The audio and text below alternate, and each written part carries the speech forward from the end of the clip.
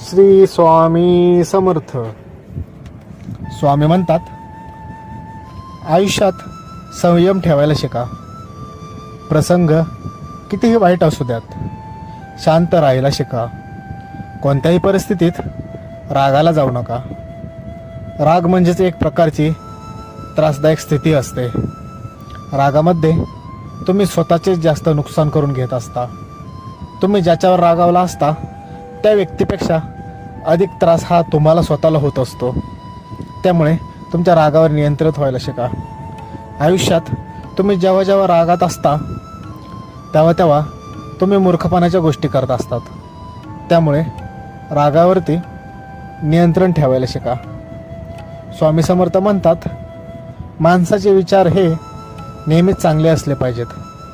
आपले विचार आणि त्या विचारांची दिशा ही चांगली असायला पाहिजे. रोज दिवसभरात आपण लाखो विचार करत असतो. त्यातील चांगले विचार हे आपल्याला मार्ग दाखवत असतात, आपल्या आयुष्याला दिशा देत असतात. त्यामुळे आपले विचार हे नेहमीच चांगलेच असले पाहिजेत. स्वामी समर्थ म्हणतात, तुमच्यातील मीपणा सोडून द्या. मी म्हणजे सर्व, हे फक्त मीच करेल, हे फक्त मलाच जमेल, हे सोडून द्या. तुमच्यातील मीपणामुळे तुम्ही खूप जणांना दुखावता.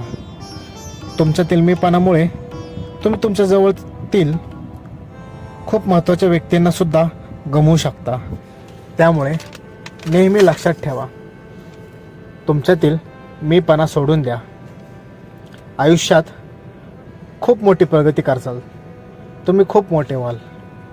स्वामी समर्थ म्हणतात, बाळा, जीवनाचा साधेपणा स्वीकारा, कारण त्याच्या पटीतच खऱ्या आनंदाच्या चाव्या ह्या दडलेल्या आहेत.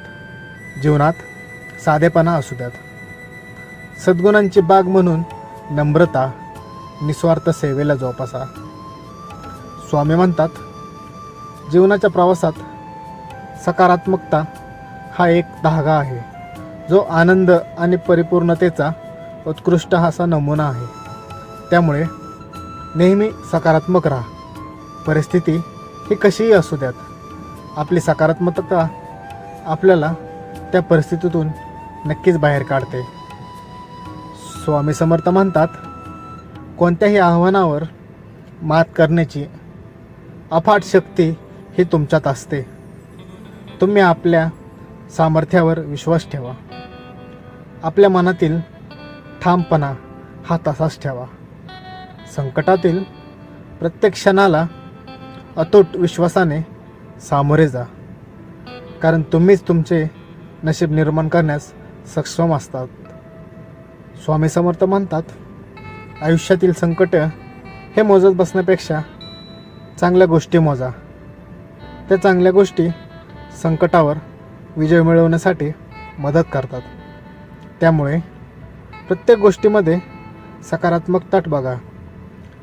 संकट काही, हाच दृष्टिकोन तुमच्या फायद्याचा ठरेल. श्री स्वामी समर्थ.